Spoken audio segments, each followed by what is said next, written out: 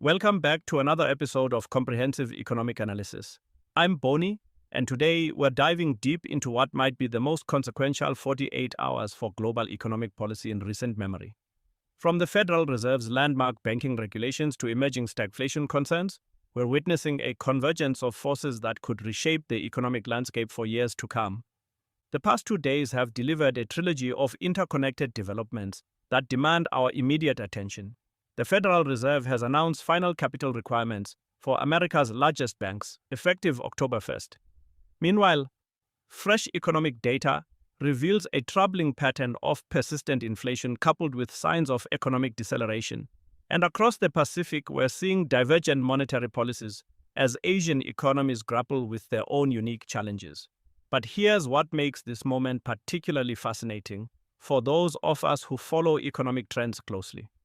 We're not just witnessing isolated policy decisions or routine data releases. Instead, we're observing the real-time evolution of what economists are increasingly calling a stagflationary environment.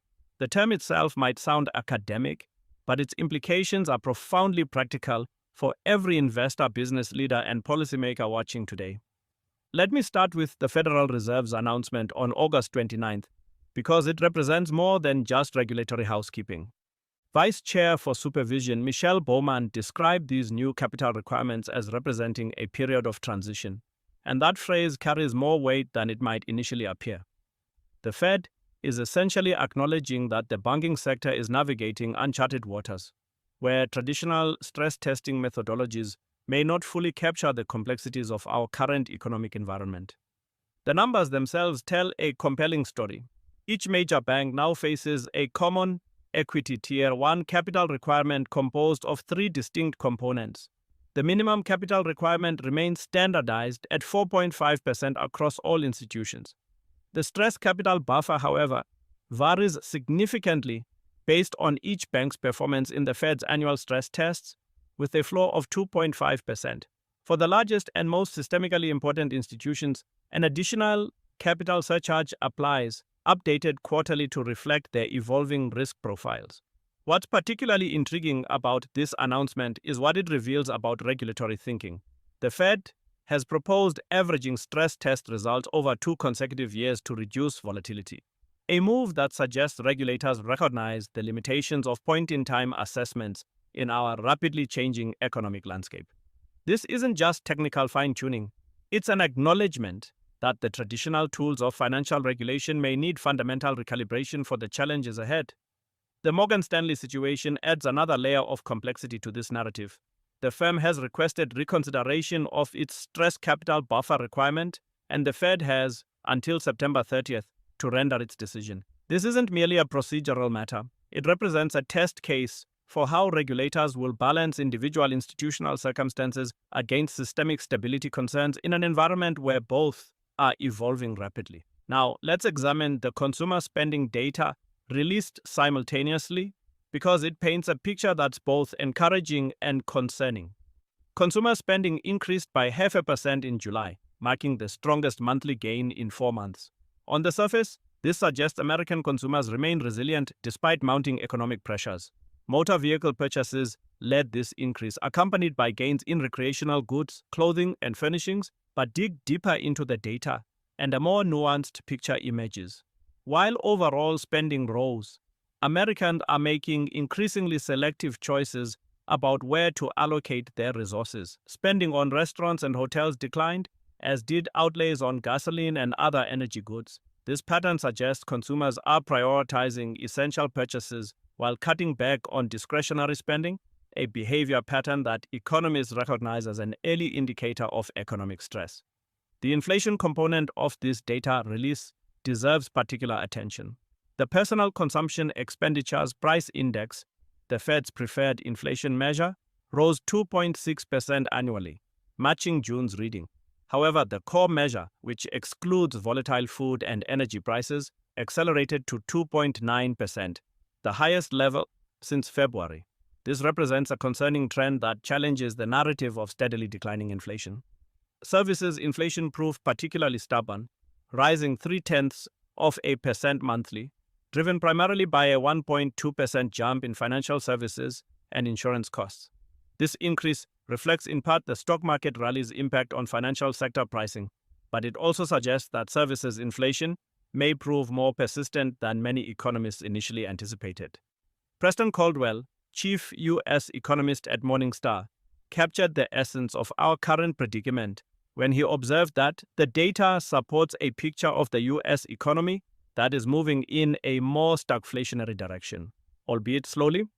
This assessment deserves careful consideration because stagflation represents one of the most challenging environments for both policymakers and investors to navigate. Stagflation, for those unfamiliar with the term, describes an economic condition characterized by stagnant growth combined with persistent inflation. It's particularly pernicious because it presents policymakers with an impossible choice. Traditional monetary policy tools become ineffective when raising interest rates to combat inflation risks further dampening economic growth, while lowering rates to stimulate growth risks, accelerating inflation. The current environment exhibits several characteristics consistent with stagflationary pressures.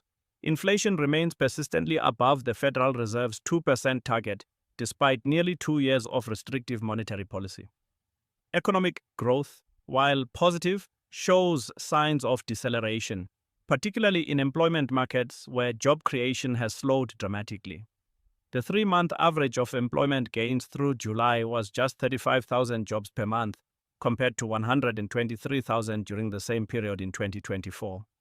Tim Quinlan, senior economist at Wells Fargo, highlighted the behavioral implications of these trends, noting that consumers are making budgeting decisions that households make when under pressure.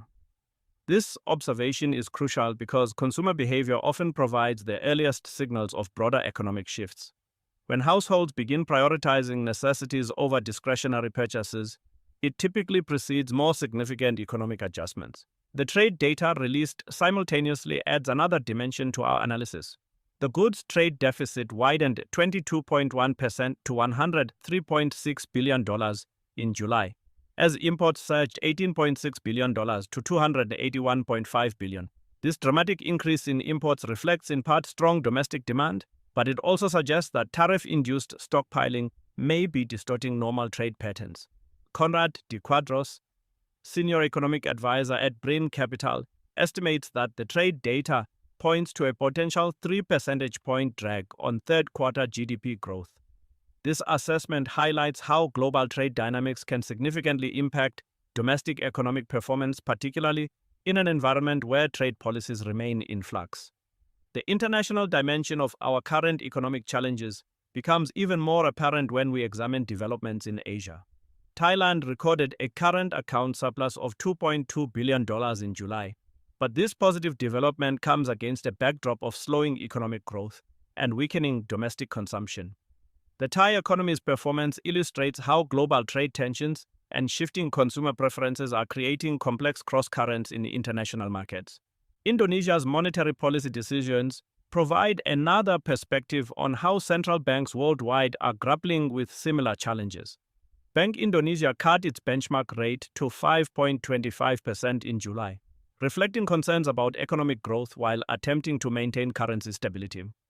This decision contrasts sharply with the Federal Reserve's more cautious approach, highlighting how different economic conditions and policy priorities are leading to divergent monetary policies globally. These international developments matter for U.S. economic prospects because they illustrate how global economic integration means that domestic policies cannot be evaluated in isolation.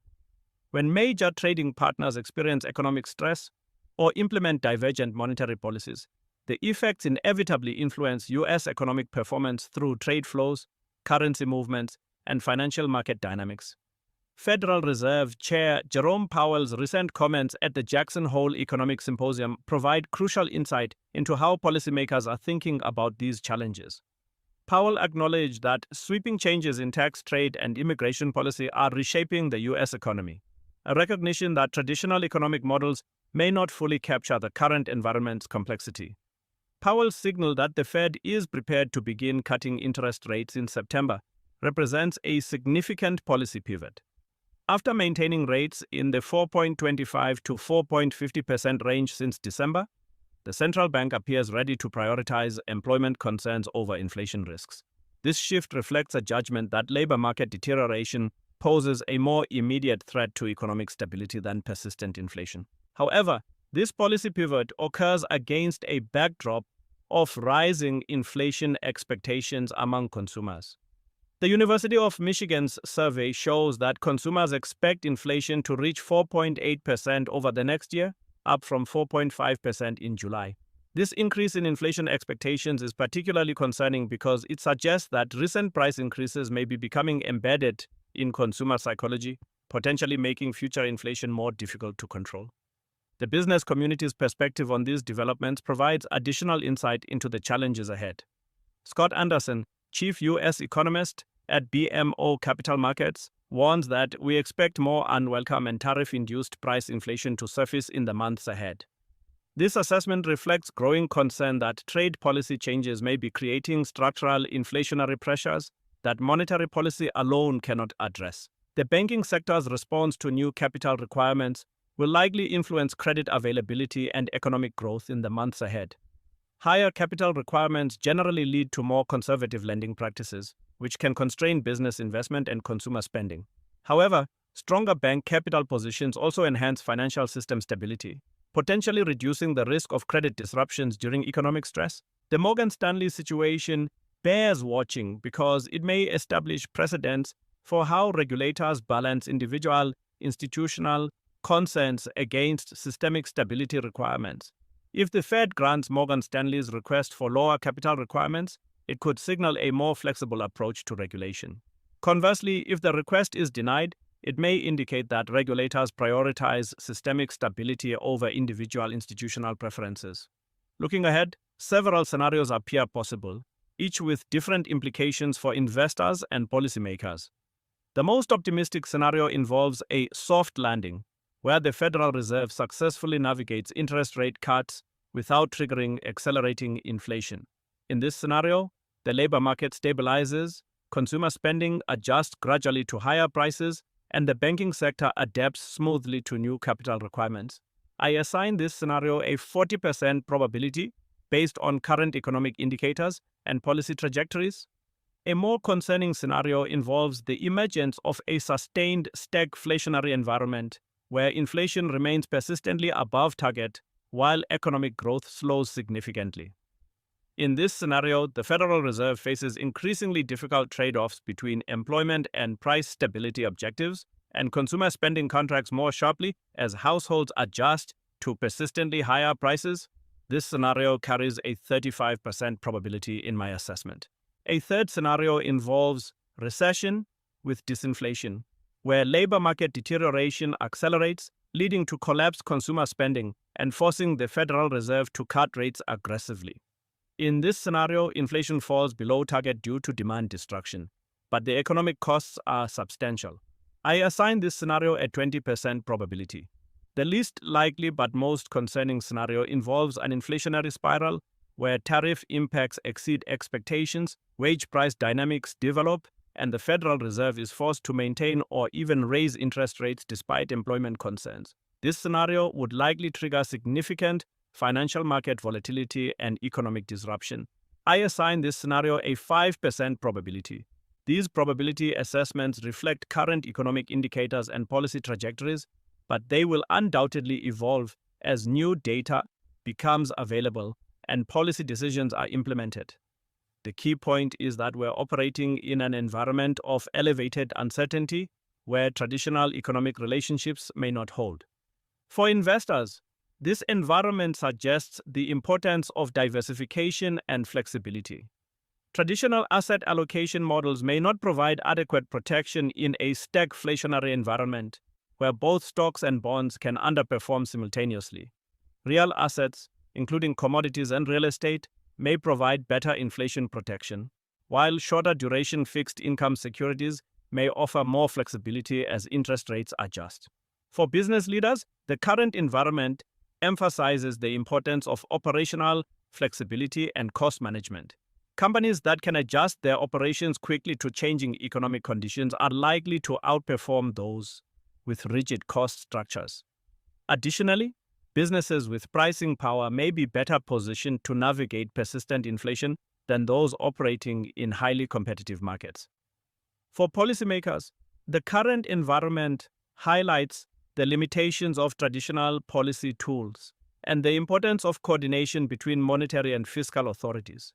The Federal Reserve's monetary policy effectiveness may be constrained if fiscal policies work at cross purposes with monetary objectives. And similarly, regulatory policies that affect credit availability must be coordinated with monetary policy to avoid unintended consequences. The international dimension of these challenges cannot be ignored. As we've seen with developments in Thailand and Indonesia, global economic integration means that domestic policies have international implications and vice versa. Effective policy coordination may require unprecedented levels of international cooperation, particularly in areas like trade policy and financial regulation. As we conclude today's analysis, it's worth reflecting on what these developments mean for the broader economic narrative. We're witnessing a transition from the post-financial crisis era of ultra-low interest rates and quantitative easing to a new paradigm where inflation concerns compete with growth objectives. This transition is complicated by structural changes in the global economy, including shifting trade relationships, technological disruption, and demographic trends. The Federal Reserve's banking regulations, consumer spending patterns, and international economic developments we've discussed today are all symptoms of this broader transition. Understanding these connections is crucial for anyone seeking to navigate the economic landscape ahead. The next few months will be critical in determining which of our scenarios proves most accurate. Key indicators to watch include employment data, inflation measures, consumer behavior patterns, and international economic developments.